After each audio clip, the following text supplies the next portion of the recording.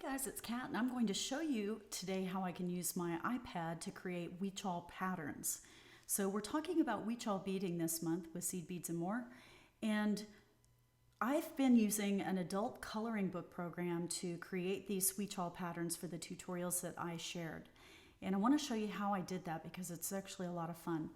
Now I've been using different applications. For example, I've got Stitch Sketch that I've used for doing some beading.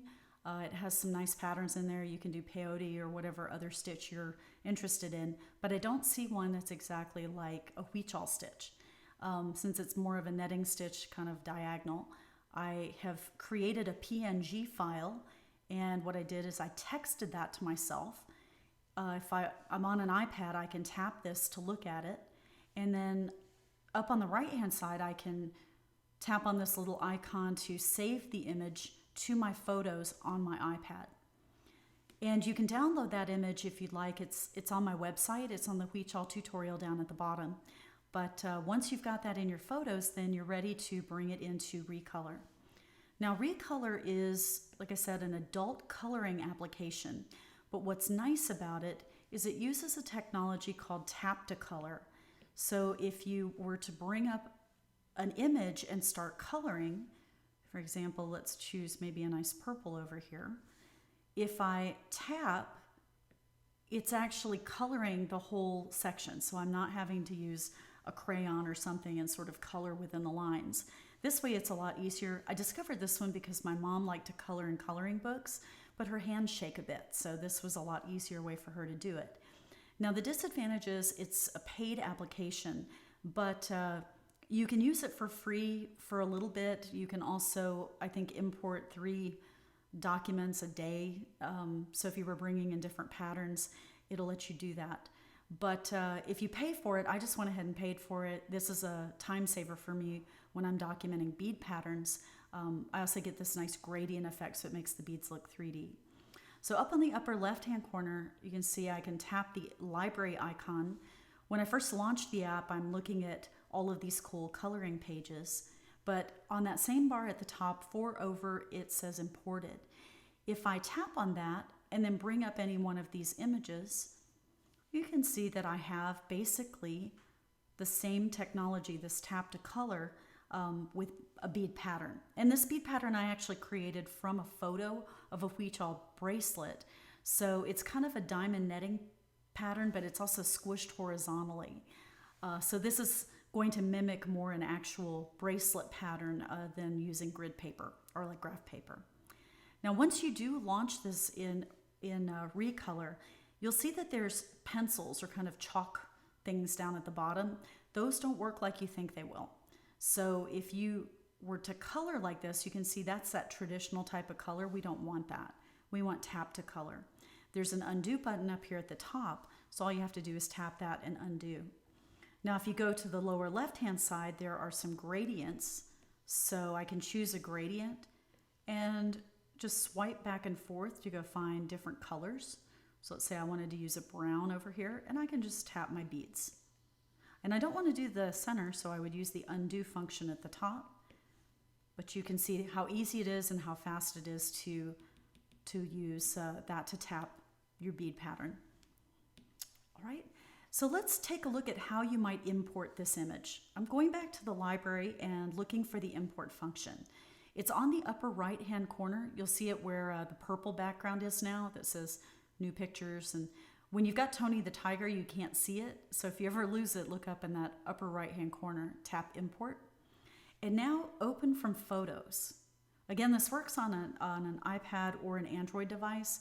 And I know my mom even uses this on her iPhone. So if I scroll down, you can see I've got lots of patterns down here, including one for the Huichol flower that I have a tutorial on. And if I tap that, it will bring it into the window where I can zoom in. So if I want this to be a little bit bigger, I can just zoom it. I want to see this end on the left-hand side, but I'll zoom in. I think it's also letting me rotate it a little bit too, which I don't necessarily want, but anyway, get it in the right position and tap next. And then down at the bottom, it gives you some options to select a style. And I always just use the light style. You can see how this is now defining all of those little beads as tappable areas. So once that's done, we tap the Done button on the upper right hand side, and you'll see that now we have a blank pattern in our main area. So tap on that once, tap on it again, and use your fingers to zoom in. So again, you can't really use these pastel crayons down here, so tap on the lower left-hand corner and choose a gradient. And then at the bottom, you can swipe back and forth to find the color family. I'm going to start out with yellow because I always start out with yellow. A lot of Huichol designs are flowers, and so it's just a good place to start. So I'll pick a diamond somewhere in the middle here. And I don't necessarily need to center it on the bracelet up, vertically or horizontally. I'm just starting in the middle somewhere. Now with Huichol, you'll notice that there are gradients. A big part of the design of these particular bracelets is they use gradations of different colors. So on this one, I found an orange. So I swiped back and forth and I found a nice warm orange. And I'm going to put 2 little orange beads at the corner of each one of those corners of the diamond. Now I'm looking for something a little bit darker, so I might grab another orange. And here, I'm going to make this little W shape. And I'm going to repeat that on each corner of the previous row. There we go. And so you'll see it's nice and symmetrical. It's not perfectly square, but it is symmetrical. Now I'll switch over and grab a bright red. And so with the bright red, this is where I'm going to close in my little petals here.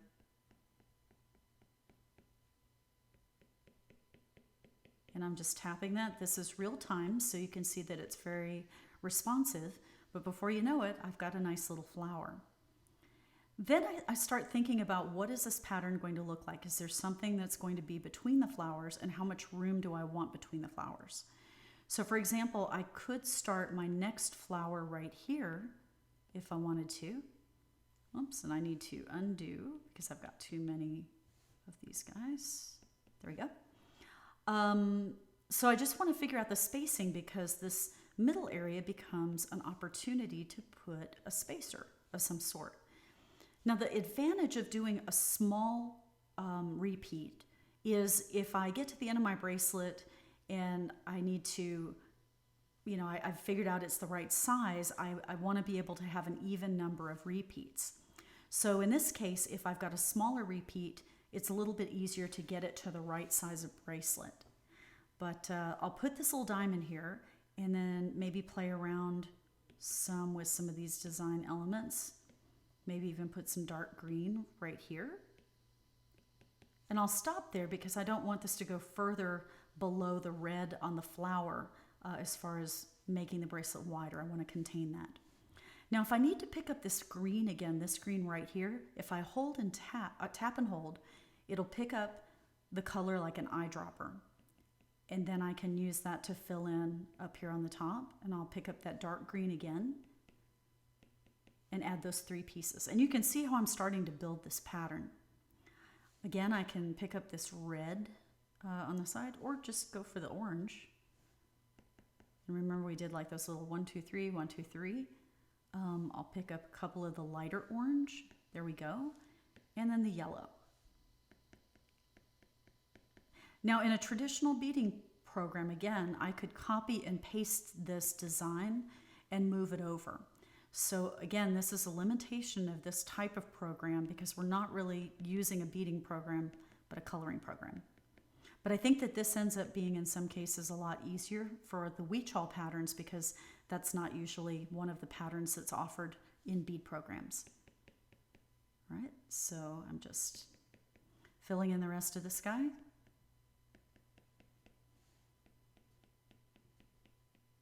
Like that. And I could go to the left, although I've stopped my pattern. I could go to the right. Let's see. So I can figure out where that diamond was. Pick up this green. And it is easier to put the colored parts of your pattern first before you start adding a background color like black, which is pretty common. Okay, so there I have essentially a repeating pattern, or at least two sections of it. Now I can start to fill in the blacks. So go ahead and choose a black by swiping back and forth, find a black, and I'll add the black between the petals. And then also anywhere over here that you see something white.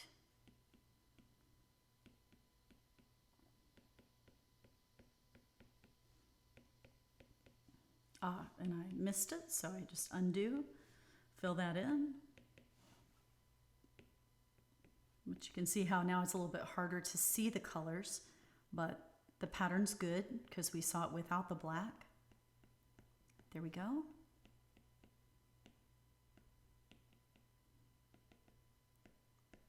You can see it's just that process of filling in. There we go. I guess actually this would be something like that. And you don't actually have to go all the way out over here because we've got that repeat down. So if you want to delete one, you can hold on one of the colors, and once that color's selected again, you can tap it just to undo. And I'll pick up the black again by tapping and holding. 1, 2, 1, 2, 3. There's one there, there, and there. It's not quite there. It still has that green, so let's go ahead and pick up that green just to make sure it's correct, and that looks good. So let's talk about the border. So now we've got a main design. I can zoom out and check out my design. Looks pretty good. But if I wanted to put a border on here, I have some different options. Now this by default is going to have a black border. Maybe go back, pick up a black. When we start beading this, this is the design that we're creating. But in reality, each one of these edges will have 2 black beads between the 2 points. So we will have that by default, but we're going to go ahead and add another border on it that's blue. So I'll add these extra black beads right here. And you also want to figure out where this cuts off over here. I think that I want this to cut off right in the middle of that green one. So I could just for the heck of it go turn all these black so I can't see. Okay, and I can see that here's a nice line here, 2 beads, 3 dark green, 3 bright green, and that's a good stopping point. Then go up to the top and I want to add these black beads. Undo when necessary.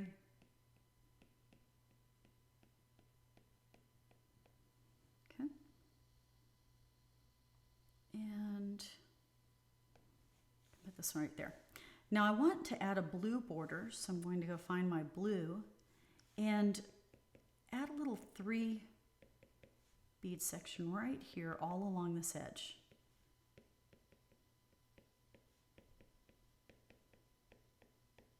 Just like that.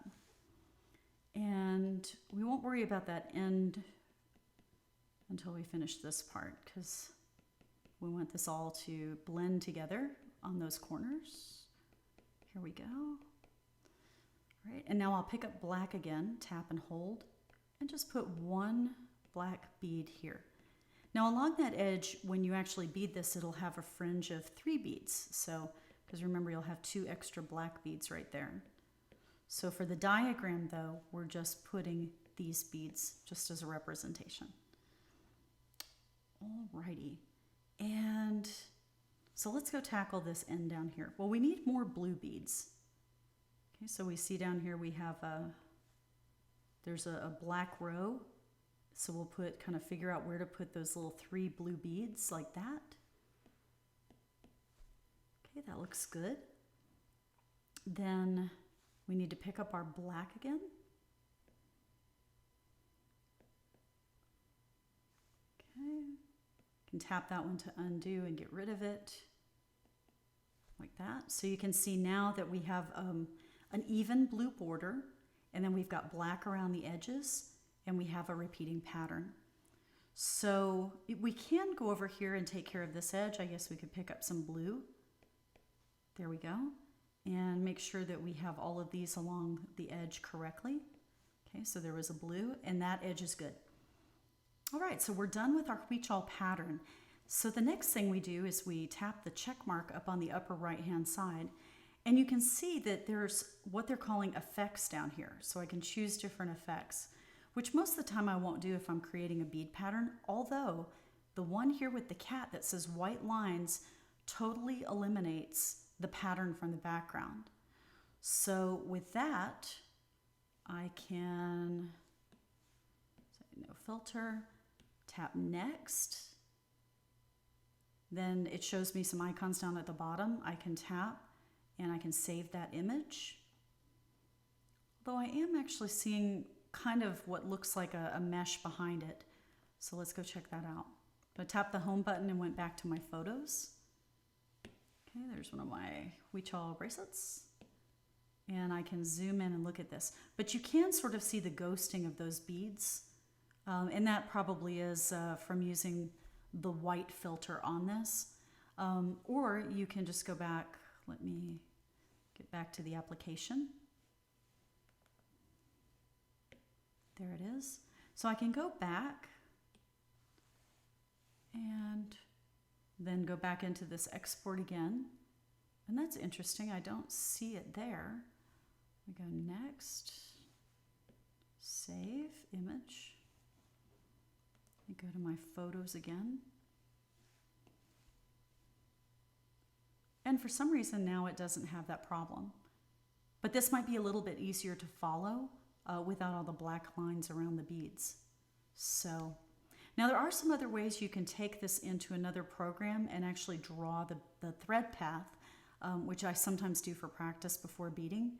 But this shows you how you can use Recolor to create a Huichol pattern, and it's pretty easy to do. All right, so if you have any questions, just drop me a message and I'll try and answer it. And happy beading!